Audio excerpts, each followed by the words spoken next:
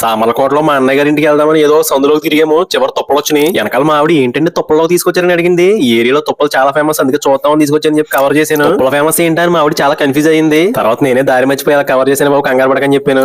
సంక్రాంతి రోజు మా ఫ్యామిలీ మొత్తం ఇక్కడే ఉన్నాం గౌరిపల్లిలో. తర్వాత రోజు పొద్దున్నే గారెలు బూర్లు తినేసి సామర్లకోట బయలుదేరా మా పెద్దన్నయ్య ఇంటికి. ఫ్రెండ్స్ కొలీగ్స్ తో ట్రిప్ కి వెళ్తే చాలా సరదాగా హ్యాపీగా వెళ్ళిపోద్ది. అదే ఫ్యామిలీతో ట్రిప్ కి వెళ్ళాం అనుకో చాలా క్రమశిక్షణగా బాధ్యతగా ఉంటుంది. 3 రోజులు కూడా బళ్ళు మీద ఇలా బ్యాగ్ వేసుకుని ఫ్యామిలీస్ వేసుకుని బోర్డు మంది కనపడుతుంటారు. మనలాగే కొబ్బరి నీళ్ళు తీసుకున్నాం, బాటిల్ 100 రూపాయలంట. బాగా సవకా శీతాకాలం కదా. రాజమండ్రి ఆర్ట్స్ కాలేజ్ నుంచి లాలా చెరువు వెళ్లి రోడ్డు ఉంటుంది చూసారా, సెంట్రల్ జైలు మీదగా ఎరగదీసేది గురువు గారు. నాకు చాలా ఇష్టం ఈ రోడ్డు మీద ప్రతిసారి. రాజమండ్రి లాలా చెరువు దాటి హైవే ఎక్కేసాం మనం.